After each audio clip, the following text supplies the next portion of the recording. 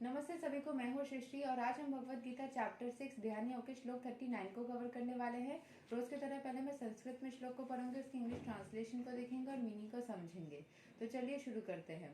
ईतान में समसयाम कृष्णा चेताम अर्हस्यै अशेषता त्वद् अन्यः समसयस्या चेतनाहै उपापद्यते।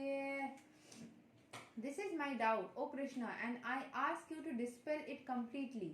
But for you, no one is to be found who can destroy this doubt.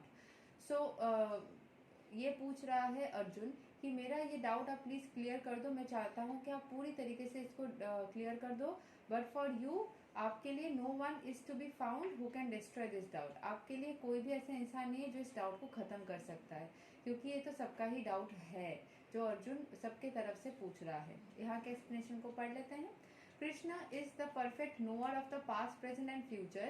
In the beginning of the Bhagavad Gita, the Lord said that all living entities existed individually in the past, they exist now in the present, and they continue to retain individual identity in the future, even after liberation from the material entanglement. So he has already cleared up the question of the future of the individual living entity. Now Arjun wants to know of the future of the unsuccessful transcendentalist.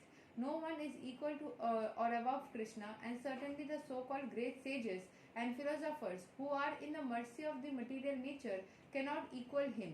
Therefore, the verdict of Krishna is the final and complete answer to all doubts, because he knows the past, present and future perfectly, but no one knows him.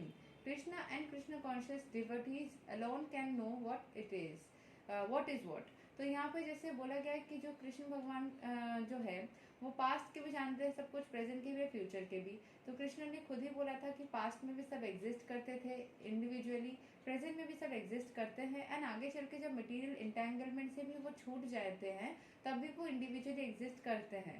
सो जो उन्होंने पहले doubt clear किया था, तो वही चीज अर्जुन दोबारा चाहता है कि वो जो अनसक्सेसफुल ट्रांसेंडेंटलिस्ट है, जो स्पिरिचुअल पाथ में आने के बाद अनसक्सेसफुल हो गए, उनके साथ में आगे क्या होगा।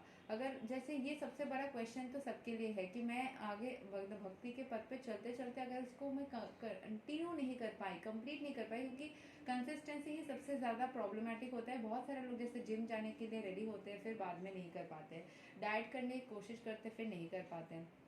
सो कंसिस्टेंसी लाके उस चीज को मेंटेन करना सबसे इम्पोर्टेंट होता है।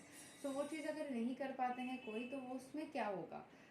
तो यही चीज अर्जुन पूछ रहे हैं, क्योंकि वो ये यहाँ पे वो भी बोला गया है कि जो बड़े बड़े साधु संत है वो भी इतने बारीकी से पास्ट प्रेजेंट फ्यूचर को नहीं जानते हैं इतना क्लियरली जितना कि कृष्ण जानते हैं। लेकिन कृष्ण को कोई पूरी तरीके से नहीं जानता। यही पहलू मतलब ये इसी वजह से अर्जुन चाहता है कि इस पहलू को, मतलब इस डाउट को कृष्ण ही सॉल्व करे। और यही तक श्लोक 39 में उन्होंने लास्ट क्वेश्चन और डाउट छोड़ के खत्म किया है। श्लोक 40 में आगे हम देखेंगे कि भगवान कैसे जो डाउट अर्जुन ने रखा था उसको कवर करते हैं। तो मिलते हैं अगले वीडियो में, तब तक के लिए हरे कृष्णा, राधे राधे, जय श्री राम।